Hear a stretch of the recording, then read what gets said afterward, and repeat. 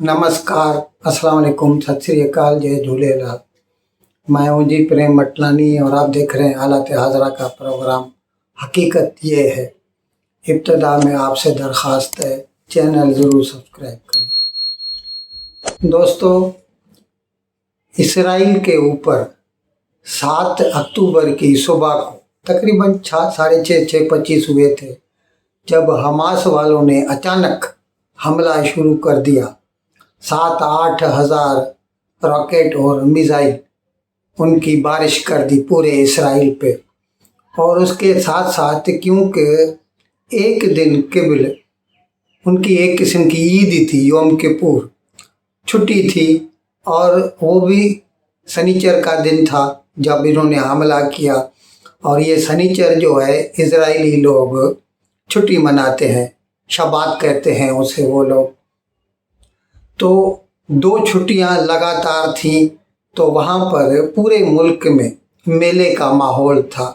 और हम आपको बता चुके हैं कि गज़ा के नज़दीक जो इसराइल के इलाके हैं वहाँ पर एक मौसीकी का मेला हो रहा था और बड़े बड़े सिंगर्स मंगवाए गए थे और पूरी रात लोगों ने जश्न मनाया, डांस की, म्यूज़िक सुना। उनके ऊपर अचानक हमास वालों ने पैराग्लाइडिंग के ज़रिए या किसी भी तरह दरअंदाज करके तकरीबन 1000 लोगों ने उनके ऊपर हमला कर दिया अचानक से और निहत्थे लोगों पर गोलियों की बौछार कर दी। टोटल हमें पता चला कि तकरीबन 1000 लोग उन्होंने मार दिए। उसके साथ साथ उसके नज़दीक के जो भी गांव थे, गांव में घुस गए, एक एक घर में घुस गए। वहाँ के जो लोग थे यहूदी, उनको कत्ल कर दिया और उनकी औरतों को यरगमाल बनाकर हमास वाले गज़ा को लेके चले गए। अब उसके बाद तो जाहिर है, नेचुरल है, इसराइल को बुरा लगा, गुस्सा आया। इसराइल ने रद्द अमल के तौर पर एज अ रिएक्शन गज़ा के ऊपर हवाई हमले शुरू कर दिए और इस गज़ा के ऊपर उन्होंने मुहासरे का या सीज का ऐलान कर दिया कि चारों तरफ से न तो कोई चीज़ गज़ा में अंदर जा सकती है, न गज़ा से बाहर निकल सकती है। हमने एक प्रोग्राम किया था, आपको बताया था कि उस वक़्त इंटरनेशनल रेड क्रॉस सोसाइटी ने 4-5 दिन पहले की बात है, दरख्वास्त की थी इसराइल से कि इंसानियत के नाते, इंसानियत के वास्ते कम से कम वो पेट्रोल और डीजल आने दें ताकि बिजली जो वहाँ पर बंद पड़ी। अच्छा, ये हम आपको बता दें जनाब कि ये गज़ा में हमास वाले कुछ भी नहीं बनाते। बिजली भी इसराइल से जाती है, पानी भी इसराइल से जाता है, खाना भी इसराइल से जाता है, लेकिन फिर जंग भी उसी इसराइल के साथ करेंगे। तो जब भी इसराइल वालों ने उनकी बिजली और पानी बंद कर दिया तो उस वक़्त इंटरनेशनल रेड क्रॉस वालों ने दरख्वास्त की थी कि इंसानियत के वास्ते कम से कम पेट्रोल और डीजल आने दें ताकि जनरेटर इमरजेंसी के वक्त में चलाए जा सकें, ऑपरेशन वगैरह के लिए अस्पतालों में।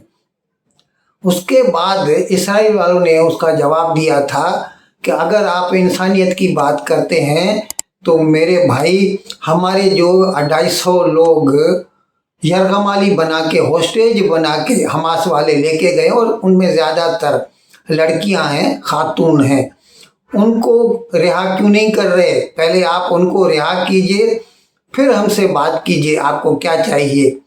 लेकिन वो दिन, आज का दिन, आज 18 तारीख है, 12वां दिन है इस जंग को।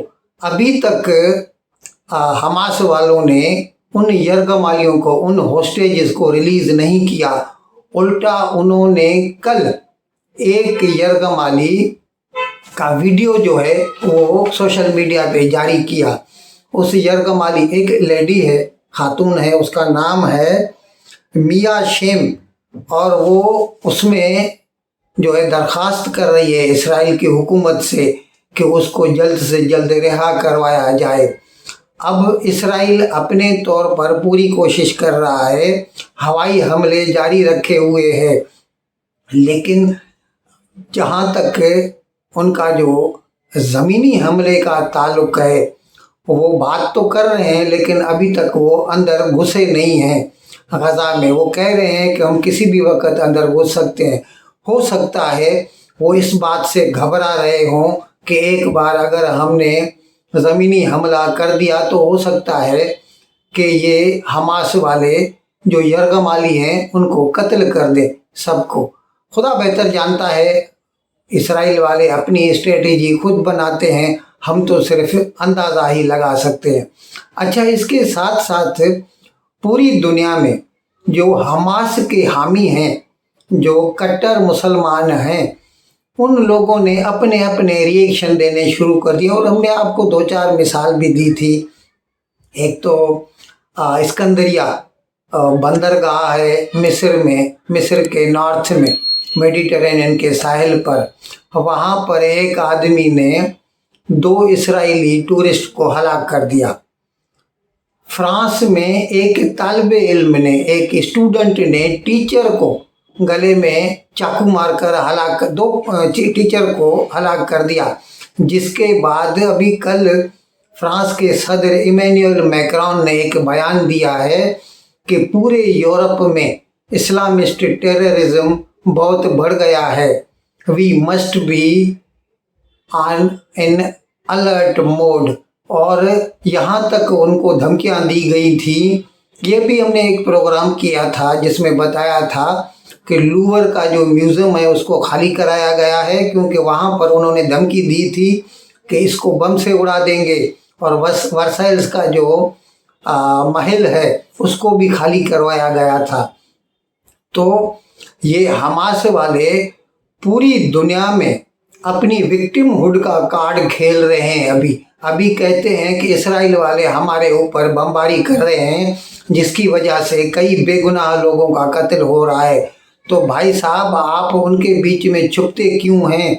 और अब तक 10 गुजर चुके हैं, अब तक आपने इसराइल के जो यरगमाली हैं, क्या वो बेगुनाह नहीं हैं? क्या वो इंसान नहीं हैं? उनको क्यों नहीं आपने रिहा किया? उनको आप अपने पास अब तक रखे हुए हैं। अच्छा, इसके साथ साथ मज़े की बात ये है कि ये जो गज़ा है इसके चारों तरफ, एक तरफ तो समंदर है, बाकी 2-2.5 तरफ समझ लीजिए इसराइल है। एक टुकड़ा जो है उसका सहारा सेना से मिलता है, यानी जो मिस्र का है उसको वो रफ़ा का सरहद कहते हैं। वहाँ पर मिस्र की हुकूमत इन फ़लस्तीनियों को अपने यहाँ आने नहीं दे रही है। और कल तो उर्दून का जो बादशाह है अब्दुल्ला दोम, ये शाह हुसैन का फर्जंद है, इस वक्त का बादशाह है शाह अब्दुल्ला सेकंड। इसने बयान दिया है कि हम कोई भी फ़लस्तीनी महाजर नहीं लेंगे। मिस्र वाले नहीं ले रहे, उर्दून वाले नहीं ले रहे हैं। और इसकी भी एक हिस्ट्री है, क्योंकि 1967 में जब इसराइल के ऊपर मिस्र ने हमला किया, सिर्फ मिस्र नहीं था, सारे मुल्क इस्लामी, यानी ये उर्दून भी था, उसमें शाम भी था, सीरिया भी था और इजिप्ट भी था, सब लोगों ने मिलकर इसराइल के ऊपर हमला किया था। ये अलग बात है कि वो जंग हार गए थे। और उसके बाद जब वो महाजरीन फ़लस्तीनी जो थे वो भागकर उर्दून गए थे उस वक़्त, ये 67 की बात कर रहा हूँ। फिर वो लोग उर्दून में जाके इतने ताकतवर हो गए कि उन्होंने शाह हुसैन को धमकियाँ देना शुरू कर दी। तब शाह हुसैन ने पाकिस्तान से दरख्वास्त की थी कि मेरा तख्त और मेरी जान बचाओ। उस वक़्त पाकिस्तान में सदर यहिया खान था, जिसने ब्रिगेडियर ज़िया, जो कि आगे चलकर जनरल ज़िया बना और पाकिस्तान का 11 साल के लिए सदर भी बना था, उस ब्रिगेडियर ज़िया ने 1970 में पाकिस्तानी मुसलमानों की फ़ौज लेकर कतार में खड़ा करके फ़लस्तीनियों को गोलियों से उड़ाया था। तकरीबन 30,000 फ़लस्तीनियों का कत्लेआम किया था। उस वक़्त क्या वो फ़लस्तीनी मुसलमान नहीं थे? ये हाल है फ़लस्तीनी महाजरीन का।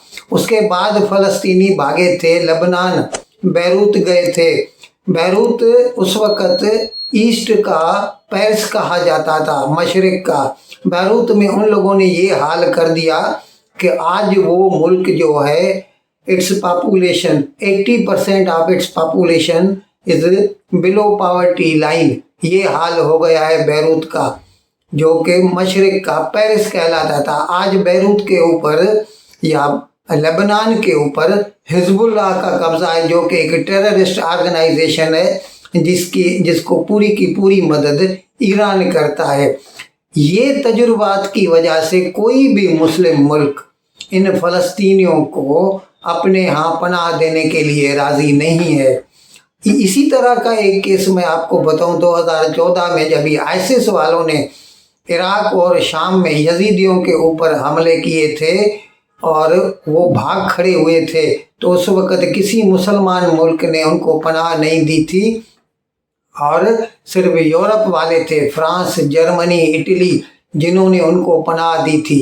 ये अलग बात है कि वही लोग जिन्होंने पनाह ली थी उन्होंने बाद में वहाँ पर रैप के केसेस करने शुरू कर दिए थे। अच्छा, मैं एक बात भूल गया।